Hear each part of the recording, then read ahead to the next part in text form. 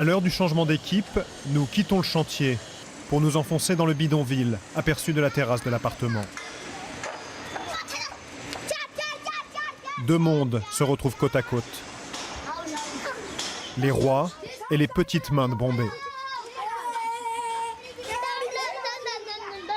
La moitié des habitants de la ville s'entassent dans ces quartiers pauvres. Mais il y a pire, sur le front de mer. Chaque semaine, des centaines d'ouvriers arrivent de toute l'Inde pour participer à la métamorphose de Bombay. Et pour eux, il n'y a même pas de place dans les bidonvilles. Dans un quartier nord, une dizaine d'hommes et de femmes terminent cette portion de route.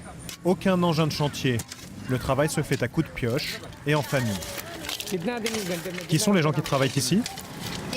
Mon mari et mes enfants. Et vous êtes arrivé ici il y a longtemps? 3 ans.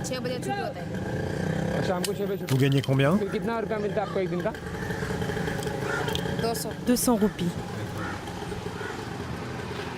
3 € par jour pour elle et ses 2 enfants. Depuis que la famille est arrivée à Bombay, elle va de chantier en chantier. À 13 h, bref pause déjeuner, les ouvriers rentrent chez eux et ils n'ont pas beaucoup de chemin à faire. Pour se loger, l'entreprise de construction leur a donné ces planches de tôle, à eux d'en faire un logement. Voilà notre maison.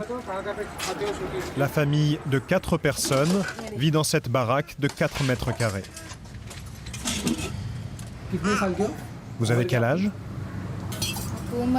Aucune idée. Et vous vous appelez comment? Parwati.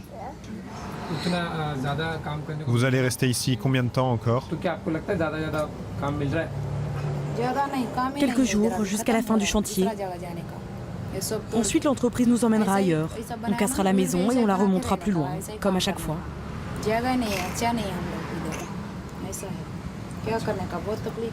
Parfois, des agents municipaux viennent détruire les baraques de tôle. Ce sont des constructions illégales, comme tous les bidonvilles qui s'étalent sur le front de mer. Pour se loger, les habitants n'en finissent pas de grignoter sur l'océan. C'est d'ailleurs toute l'histoire de Bombay.